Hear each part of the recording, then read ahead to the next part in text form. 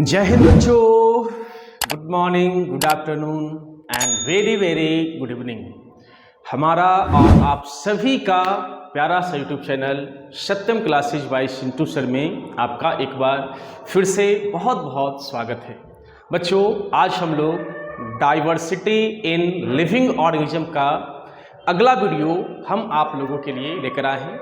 इससे पहले इस चैप्टर का इंट्रोडक्शन जो कि 4 वीडियो हमने बना दिया है, जिसमें लगभग बायोडाइवर्सिटी होगा, उसके अलावा बायोनॉमेनक्लेचर होगा, है ना। तो पूरा का पूरा इंट्रोडक्शन हमने 4 वीडियो में कंप्लीट कर दिया है। और आज हम लोग पढ़ेंगे किंगडम मोनेरा के बारे में कि किंगडम मोनेरा क्या होता है। बच्चों, अगर किंगडम मोनेरा की अगर बात करते हैं तो आपको ये चीज़ बताया गया था कि किंगडम को 5 टाइप में डिवाइड किया गया था, है ना, जिसमें मोनेरा, प्रोटिस्टा, है ना, फंगी, प्लांटी एंड एनिमलिया आया था। तो 5 किंगडम के बारे में पढ़ेंगे। तो फर्स्ट किंगडम आता है मोनेरा। तो मोनेरा पे थोड़ा सा अगर चर्चा की जाए, है ना, कि जो सर 5 जो किंगडम था, थोड़ा इधर स्पेस हम लेना चाहेंगे। तो जो यहाँ पे किंगडम की अगर हम अच्छा बात करते हैं तो ये किंगडम 1, 2, 3, 4 और 5, यानी कहने का मतलब पहला आया मोनेरा, सेकंड क्या आया प्रोटिस्टा, ठीक है, थर्ड क्या आया बच्चा फंगी, नंबर 4 क्या है प्लांटी, जो कि पिछले वीडियो में ये सब का चर्चा हम कर चुके हैं, एंड नंबर 5 होता है एनिमेलिया। ये 5 चीज है बच्चा। तो देखा जाए मोनेरा को, है ना, मतलब ये 5 कैटेगरी है, 5 किंगडम है, और इस किंगडम के अंडर में बहुत सारे लिविंग ऑर्गेनिज्म का हम लोग चर्चा करने वाले हैं। तो इंटरेस्टिंग बात ये होगी कि मोनेरा के अंडर में सर किस किस टाइप का लिविंग ऑर्गेनिज्म आता है। सर प्रोटिस्टा के अंडर में कैसे कैसे हम लोग लिविंग ऑर्गेनिज्म के बारे में पढ़ेंगे। उसी तरह से फंगी, प्लांटी, एनिमेलिया, है ना। तो बहुत ही जबरदस्त मजा आएगा मोनेरा के अंदर, प्रोटिस्टा के अंदर, फंगी के अंदर, है ना। तो मैं आपको ये बात बतला देना चाहता हूं कि मोनेरा की अगर बात करते हैं, इसके अंडर ऐसे लिविंग ऑर्गेनिज्म आएंगे जो कि बिल्कुल डेवलप नहीं होगा, वेल डेवलप नहीं होगा, प्रोकार्योटिक होगा, है ना, उसके अंदर न्यूक्लियस नहीं होगा, सेल मेम्ब्रेन नहीं होगा।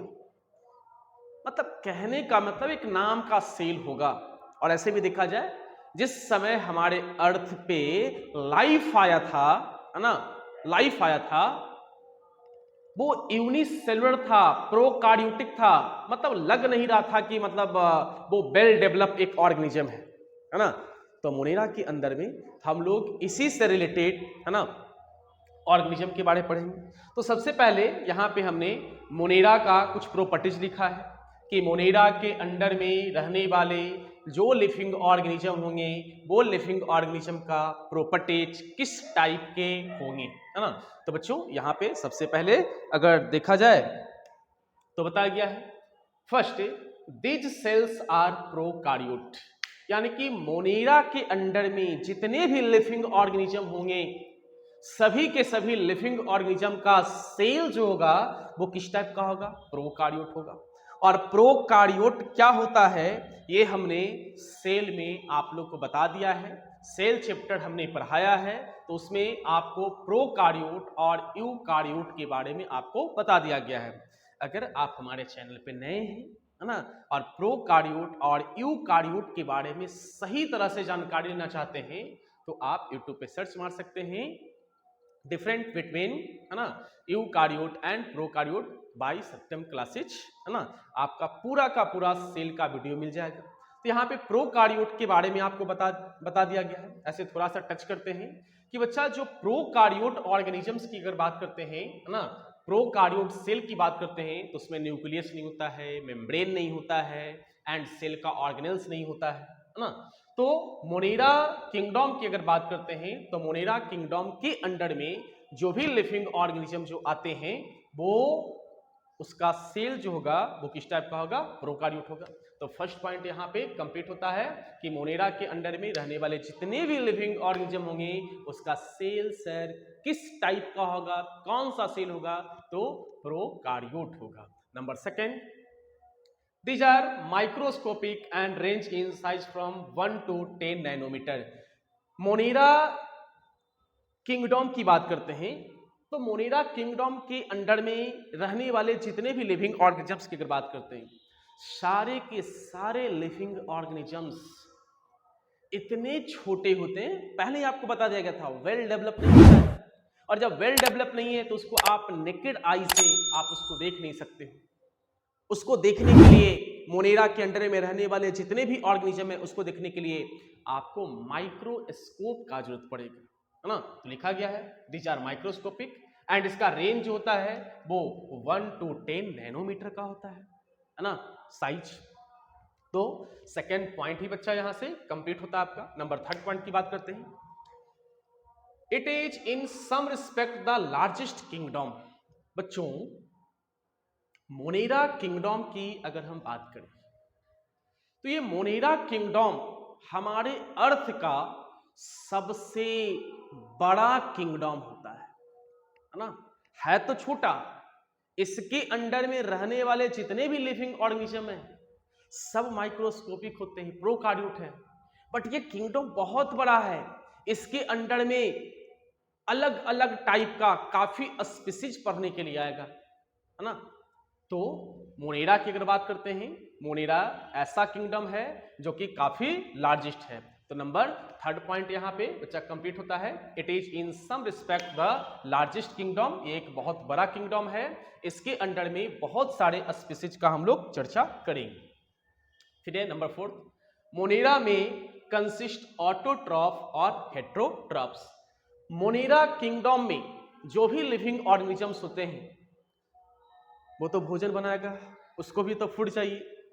और जब बायोलॉजी आप पढ़ रहे हो तो ये तो बात पता होना चाहिए कि सर कोई भी लिविंग ऑर्गेनिजम्स की अगर हम बात करते हैं, किसी भी लिविंग ऑर्गेनिजम्स का, तो किसी भी लिविंग ऑर्गेनिजम्स को अर्थ पे सरवाइव करने के लिए, मतलब जिंदा रहने के लिए उसको एनर्जी का जरूरत पड़ता है।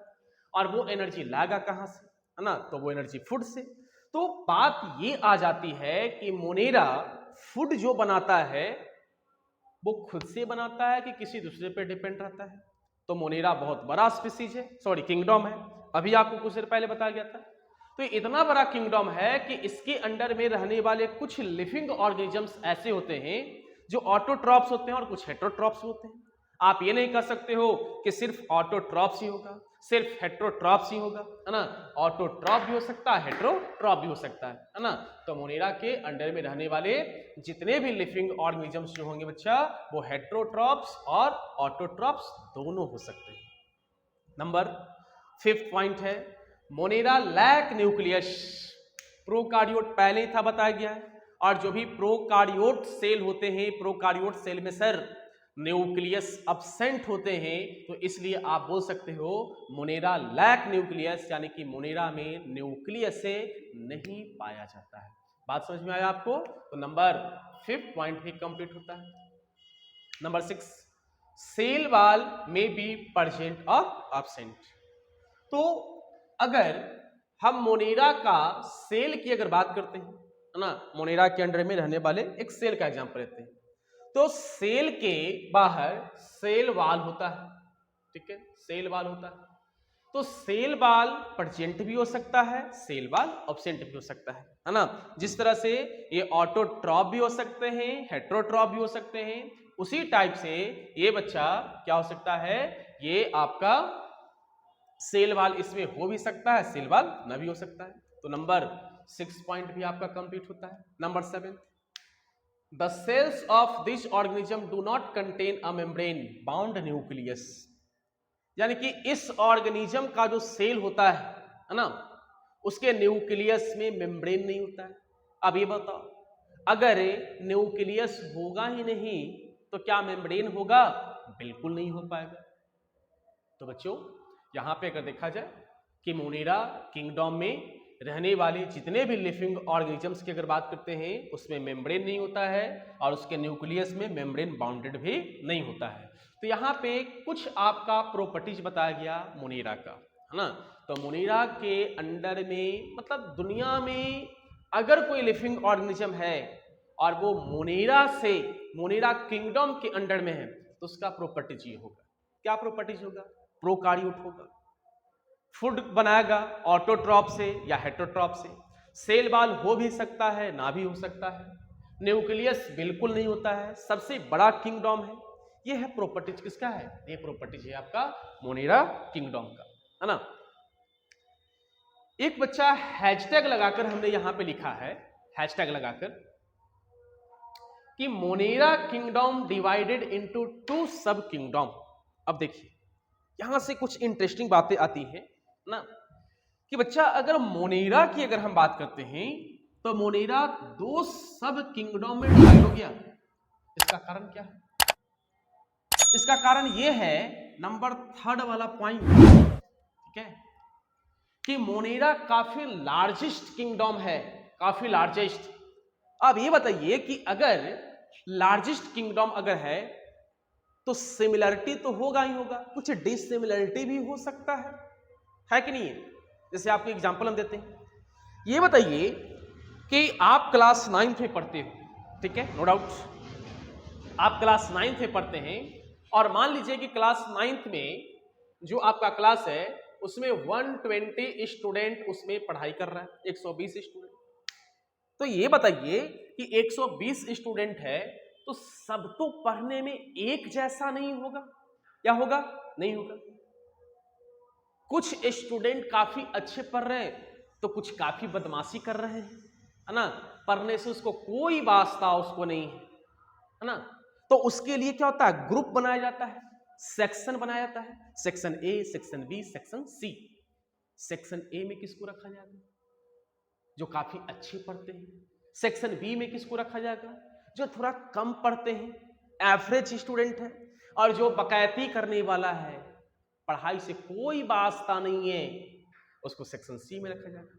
तो है तो क्लास 9th का ही, है तो क्लास 9th का ही, तो सिमिलरिटी के साथ साथ उसमें कुछ डिसिमिलरिटीज भी है ना, इसलिए उसको 3 क्लास में उसको डिवाइड कर दिया गया। उसी टाइप से मोनेरा की अगर बच्चा बात करते हैं तो मोनेरा लार्जेस्ट किंगडम है ये, है ना, और इसलिए इसको 2 सब किंगडम में और डिवाइड कर दिया गया। तो बात ये समझिएगा कि इसको 2 सब किंगडम में और डिवाइड क्यों किया गया है?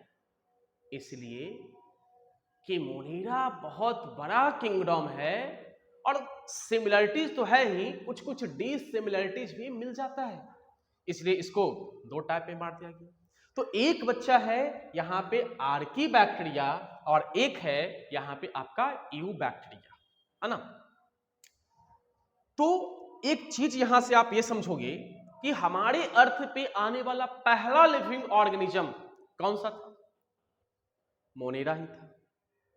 और मोनेरा में एकदम जो वेल डेवलप्ड होता है वो ऑर्गेनिज्म नहीं आया था, एकदम कम डेवलप्ड ऑर्गेनिज्म आया था। प्रोकार्योट, सेल वॉल नहीं है, मेम्ब्रेन नहीं है, न्यूक्लियस नहीं है ना, सेल ऑर्गेनेल्स नहीं है, उस टाइप का लिविंग ऑर्गेनिज्म आया था। तो मोनेरा किंगडम की अगर बात करते हैं तो एक यू बैक्टीरिया और एक आर्की बैक्टीरिया। देखो यहां पे भी बैक्टीरिया लगा हुआ है और यहां पे ही बैक्टीरिया लगा हुआ है। आर्की, आर्की का मतलब क्या होता है? वैसा बैक्टीरिया जो वेल डेवलप नहीं है, और फिर वही बैक्टीरिया आगे चल के यू बैक्टीरिया में कन्वर्ट हुआ जिसका नाम है यू बैक्टीरिया। तो आपसे पूछे कि आर्की बैक्टीरिया और यू बैक्टीरिया में डिफरेंस क्या है, तो आप ये बोल सकते हो कि आर्की बैक्टीरिया वेल डेवलप नहीं होता है, but you bacteria well develop होता है ना। जैसे यहां पे मोनेरा की बात करते हैं, मोनेरा से ज्यादा डेवलप कौन होगा? प्रोटिस्टा, सीधी सी बात। मोनेरा से ज्यादा डेवलप प्रोटिस्टा, प्रोटिस्टा से डेवलप फंगी, फंगी से डेवलप प्लांटी, प्लांटी से डेवलप हो जाएगा आपका एनीमेरिया। तो सब किंगडम में आर्की बैक्टीरिया और यू बैक्टीरिया है, तो वेल डेवलप कौन होगा? यू बैक्टीरिया, ये कम डेवलप होगा, है ना। तो सबसे पहले थोड़ा सा आर्की बैक्टीरिया का कुछ प्रॉपर्टीज के बारे में जानते हैं। जैसे देखिए, most archaebacteria are autotrophs. Monera का प्रॉपर्टीज क्या था? मोनेरा का सर प्रॉपर्टीज था, है ना, कि ऑटोट्रॉप्स भी हो सकता है और हेटेरोट्रॉप्स भी हो सकता है ना। यहां पे देखिए कि अगर हम मोनेरा की बात करते हैं, दिख रहा होगा इधर, एक बार देख लेते हैं, दिख रहा है कि नहीं दिख रहा है आपको? चलो सही तरीके से दिख रहा है आपको। यहां पे बच्चा अगर मोनेरा की बात करते हैं ना, तो मोनेरा जो है ये ऑटोट्रॉप्स भी और हेटेरोट्रॉप्स भी था। तो आर्की बैक्टीरिया क्या था? ऑटोट्रॉप्स, है ना। यानी कि ये क्या कर रहा होगा आर्की बैक्टीरिया, कि अपना भोजन खुद बना रहा होगा। लेकिन 100% ऑटोट्रॉप्स नहीं था, और इसलिए सेकंड पॉइंट में लिखा हुआ है फ्यू फोटोसिंथेसाइज। ऑटोट्रॉप तो है लेकिन ज्यादा फोटोसिंथेसिस नहीं कर रहा है ना, फ्यू, थोड़ा सा फोटोसिंथेसिस से अपना काम चला रहा है। तो फर्स्ट पॉइंट यहां पे है कि आर्की बैक्टीरिया की बच्चा अगर बात करते हैं तो आर्की बैक्टीरिया ऑटोट्रॉप्स होता है और फ्यू फोटोसिंथेसाइज, है ना, यानी कि फोटोसिंथेसिस कम मात्रा में करता है, ज्यादा नहीं करता है ना। नंबर थर्ड की अगर बात करते हैं, Archie bacteria derive the energy for their metabolic activities. अब ये क्या है कि आर्की बैक्टीरिया की अगर बात करते हैं तो अपनी बॉडी में जो एनर्जी जो लाता है ना, वो मेटाबॉलिक एक्टिविटीज से लाता है। अब बात आ जाता है कि सर ये मेटाबॉलिक एक्टिविटीज क्या होता है? तो मेटाबॉलिक एक्टिविटीज के बारे में आपको स्टैंडर्ड क्लास में समझाया जाता है, बट थोड़ा सा हम टच करना चाहेंगे कि जैसे ये देखिए कि आर्की बैक्टीरिया की अगर बात करते हैं तो ये फोटोसिंथेसिस के थ्रू, मतलब फोटोसिंथेसिस कर रहा है तो उसके बॉडी में फूड बन रहा होगा, उससे एनर्जी जनरेट करवा रहा होगा। लेकिन क्या 100% लिखा है फ्यू फोटोसिंथेसिस? तो ये बताइए कि अगर फ्यू फोटोसिंथेसिस अगर कोई भी करेगा तो क्या उसकी बॉडी में 100% फूड बनेगा? नहीं बनेगा। तो उसको कहीं और से भी तो एनर्जी तो चाहिए ना, है ना। तो वो क्या कर रहा है, अपने बॉडी में मेटाबॉलिक एक्टिविटीज कर रहा है। And sir what is means of metabolic activities? तो देखिए, जिस समय हमारा अर्थ बना था, ठीक है, उस समय की अगर बात करते हैं, आज के जैसा जो फ्री गैसेज यहां पे अवेलेबल है, ऑक्सीजन, नाइट्रोजन, है ना, कार्बन, हाइड्रोजन, हीलियम, है ना, ये सब गैसेज नहीं था। आज के जैसा इन्वायरमेंट जब पृथ्वी बना था, अर्थ बना था, उस समय का नहीं था। अब लोग सर क्या आपने देखा? नहीं सर, हमने भी नहीं देखा। उस समय कोई ह्यूमन था ही नहीं, तो देखेगा कौन? तो बात ये पता कैसे चला? ये साइंटिस्ट लोग अपना काम करते हैं, एक्टिविटीज, एक अनुमान लगाया गया है, और ये अनुमान 100% लगभग सही है ना। 100% तो ना बोलकर उसको बोल सकते हो 99% ये अनुमान सर सही है। तो उस समय का वातावरण था कैसा, बात ये आ जाती है। तो उस समय हमारे इन्वायरमेंट में मीथेन, अमोनिया, ये सब गैसेज अवेलेबल थे, और उस मीथेन और अमोनिया से आर्की बैक्टीरिया अपनी बॉडी में मेटाबॉलिक एक्टिविटीज करता था। अब बात ये आ जाता है कि सर ये मीथेन से, अमोनिया से, है ना, ये सबसे मेटाबॉलिक एक्टिविटीज कैसे करेगा, है ना। तो सर जिसमें आदमी को जहां रहता है उसी के अनुरूप उसको काम करना पड़ता है, मजबूरी है ना।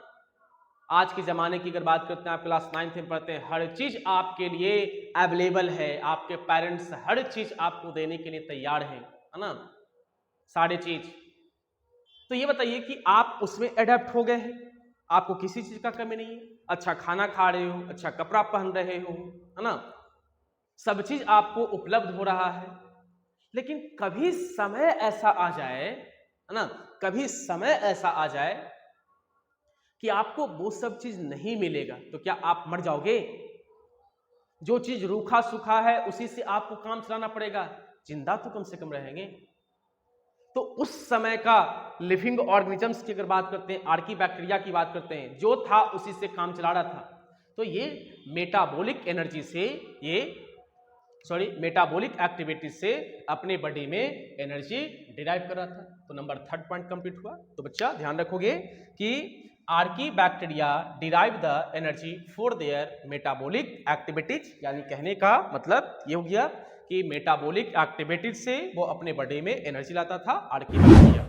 एंड लास्ट पॉइंट है आर्की बैक्टीरिया का कि this bacteria can manufacture their own amino acid and protein.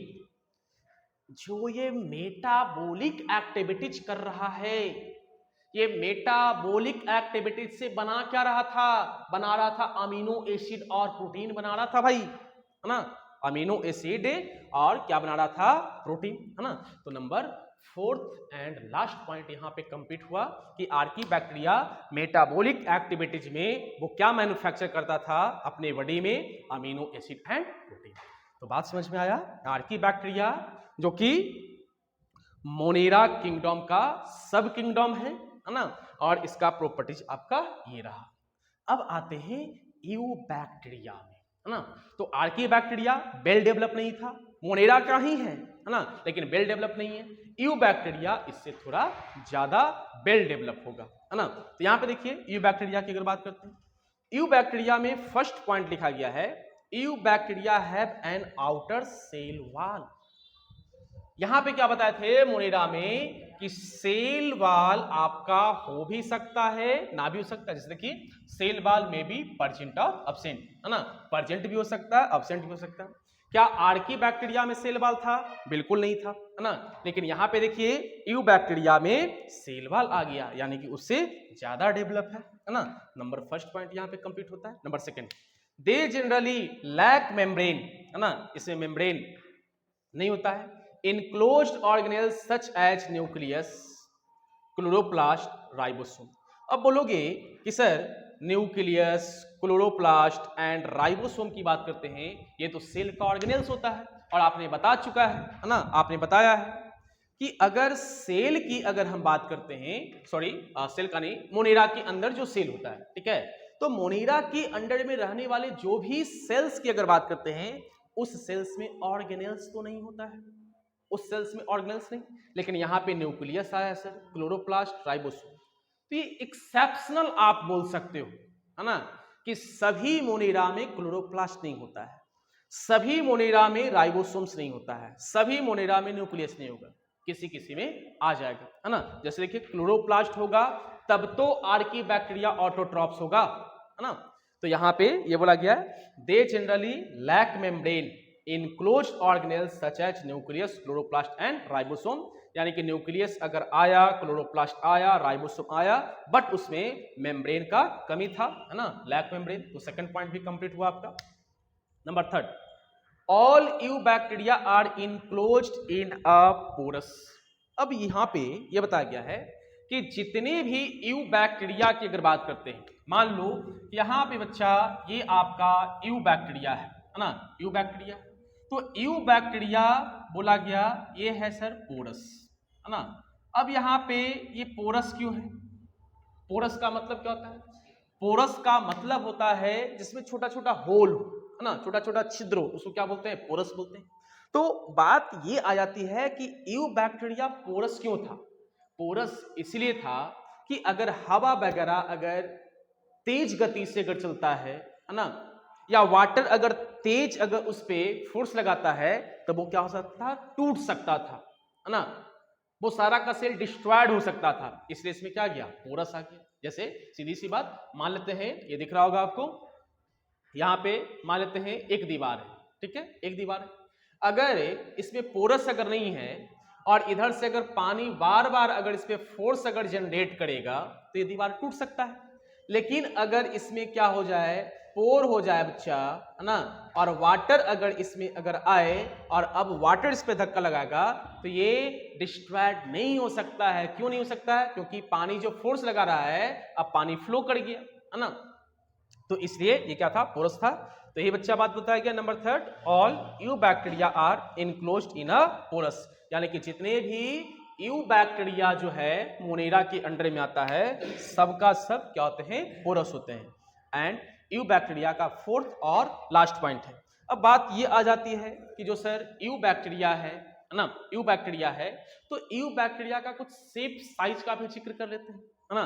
तो यू बैक्टीरिया की अगर बात करते हैं, मोस्टली ये होता है, ज्यादातर इसका शेप की अगर बात करते हैं, ये होता है रॉड लाइक होता है ना, क्या होगा, रॉड लाइक, जिसको हम लोग बैसिलस भी बोलते हैं, या स्फीयर भी हो सकता है। रॉड लाइक समझ रहे होंगे आप, है ना, रॉड लाइक को बैसिलस ही बोलते हैं। ये स्फीयर्स, स्फीयर्स का मतलब गोलाकार, और स्फीयर्स को हम लोग कोकस के भी नाम से जानते हैं। एंड ए कॉर्कक्री, जिसको अस्प्रिलम के नाम से भी जानते हैं, है ना। तो यहाँ पे अगर बात करते हैं यू बैक्टीरिया का, तो यू बैक्टीरिया का मोस्टली कॉमन जो शेप होता है बैक्टीरिया का, वो क्या होगा, रॉड लाइक या स्फीयर, है ना, या कॉर्कक्री, है ना। तो इस तरह से बैक्टीरिया का अपना कुछ शेप साइज भी होता है। तो बच्चों यहाँ पे आपका यू बैक्टीरिया भी यहाँ पे कंप्लीट होता है। तो हमने पूरा का पूरा ये बताया कि जो मोनेरा किंगडम था, मोनेरा किंगडम दो सब किंगडम में डिवाइड हुआ, क्यों डिवाइड हुआ उसके बारे में भी आपको बताया। Archie bacteria, you bacteria, Archie bacteria come develop था, यू बैक्टीरिया आर्की बैक्टीरिया से ज्यादा वेल डेवलप था, है ना। तो लगभग ये आपका मोनेरा के बारे में लगभग आपको पूरा का पूरा प्रॉपर्टी जो है वो आपको बतला दिया गया। तो यहां से मोनेरा का 5 प्रॉपर्टी 6 प्रॉपर्टी जो भी हो, इसके बाद यहाँ पे सब kingdom 2, Archie bacteria, you bacteria. ऐसे आर्की बैक्टीरिया में और भी बहुत सारे बात हैं, लेकिन वो आपको हायर क्लास में पढ़ने के लिए है ना। तो इतना से ज्यादा आपको क्या करना है कि ध्यान नहीं रखना है। तो बच्चों आज का वीडियो यहीं तक, लगभग मोनेरा आपको पूरा का पूरा बतला दिया गया। तो अगले वीडियो में हम डाइवर्सिटी इन लिविंग ऑर्गेनिज्म लेकर आएंगे, मतलब मोनेरा के आगे वाला वीडियो लेकर आएंगे। तो बच्चों पढ़ाई करते रहें, आगे बढ़ते रहें। धन्यवाद।